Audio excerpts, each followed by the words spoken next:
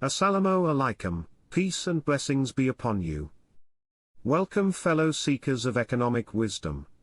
Today, we're embarking on a journey of intellectual exploration, dissecting the core disparities between two pivotal economic ideologies, Keynesian and Austrian economics. Before we jump into the comparison, let's lay the groundwork by understanding the foundational principles of both Keynesian and Austrian economics. Keynesian economics, championed by the legendary John Maynard Keynes, emphasizes the role of aggregate demand in driving economic activity.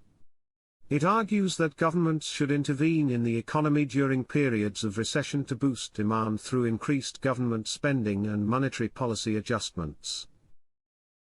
Austrian economics, on the other hand, traces its lineage through luminaries like Ludwig von Mises and Friedrich Hayek. This approach advocates for minimal government interference and underscores the importance of individual choices, market-driven pricing, and the role of entrepreneurship in shaping economic outcomes. If you have been following the Wealth and Wisdom channel, you already know which school of thought we give credence to. Let's delve into their perspectives on business cycles and their respective approaches to addressing economic fluctuations. Keynesian economics suggests that government intervention can help mitigate the extremes of business cycles.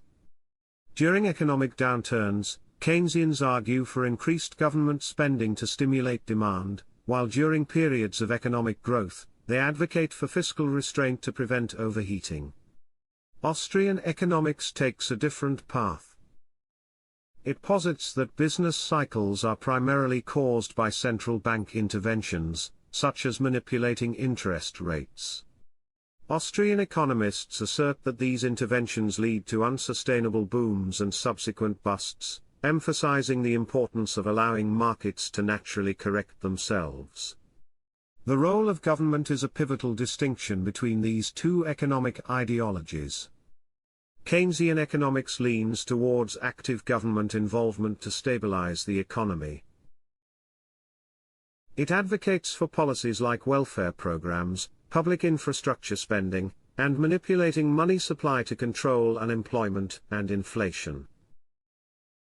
Austrian economics, in contrast, emphasizes limited government intervention and individual liberty. It believes that government interference often creates unintended consequences, leading to market distortions and less efficient resource allocation. Now, the big question: which of these economic theories is more fundamentally sound?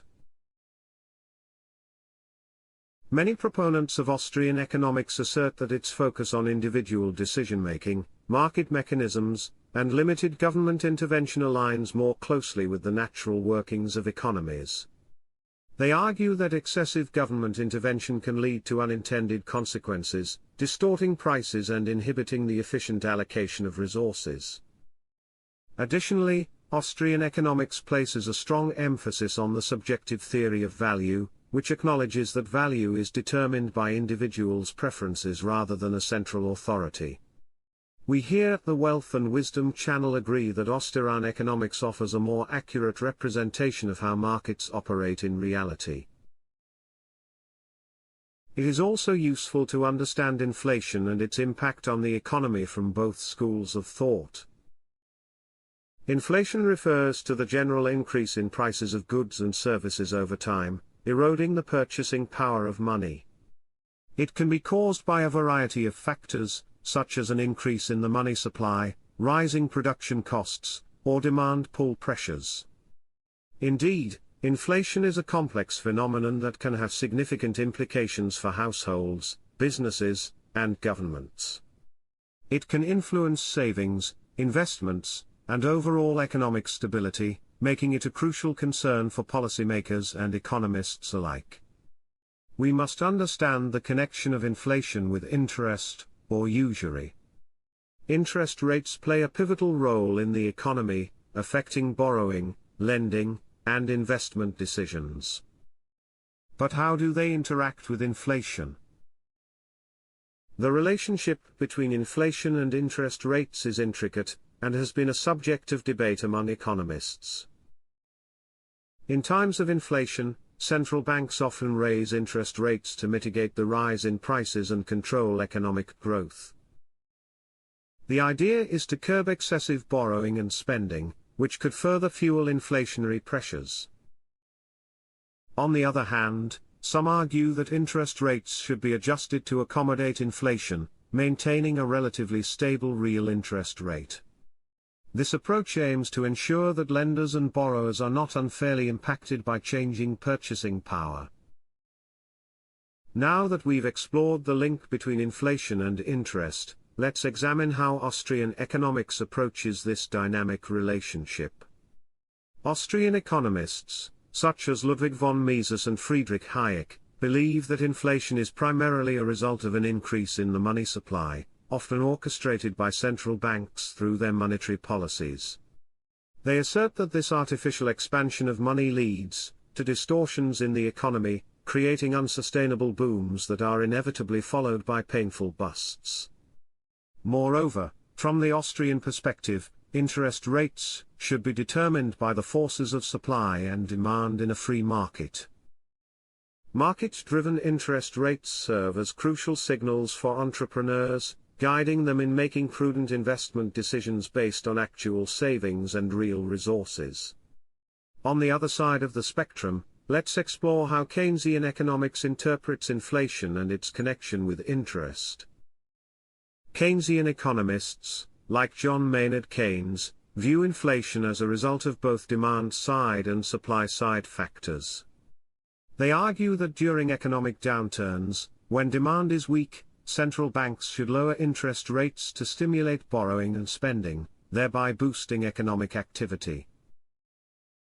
In other words, the bankers are saying, for your own good, give us the power to control your economic future. Give us the control of the money printer. Give us the lever with which we could debase your currency. From the Keynesian perspective, managing inflation and stabilizing the economy require active intervention from central banks and fiscal policymakers. By manipulating interest rates, they can influence consumer spending, business investments, and overall economic growth. As we've examined the perspectives of Austrian and Keynesian economics on inflation and interest, it's essential to understand the implications and trade-offs associated with each approach. Austrian economists emphasize the importance of market-driven interest rates and advocate for a more hands-off approach to monetary policy. However, this approach may lead to prolonged recessions and even deflationary pressures. On the other hand, Keynesian economists argue that managing inflation through interest rates is a crucial tool for controlling aggregate demand in the economy. Yet, this approach may result in long-term consequences like inflationary pressures or asset bubbles. Keynesian economics tends to lean on government intervention to stabilize economies, while Austrian economics places its faith in the invisible hand of the market and individual choice. Ultimately, whether one is more fundamentally sound than the other depends on the lens through which you view economic theory. Here at Wealth and Wisdom Channel, our choice is obvious. The Austrian school of thought is the clear winner. The exploration of these diverse ideologies contributes to a more holistic understanding of economics, enabling us to make informed judgments about policy, practice, and the complex world we live in. Thank you for joining us on this interesting and very important topic. The horse that we back is very important, for it is the one we are willing to trust our hard-earned money with. In other words, it is the one we trust with our economic energy. Don't forget to hit that like button, share your thoughts in the comments section, and subscribe to our channel for more thought-provoking content. Until next time, keep seeking knowledge and embracing the ever-evolving landscape of economic thought.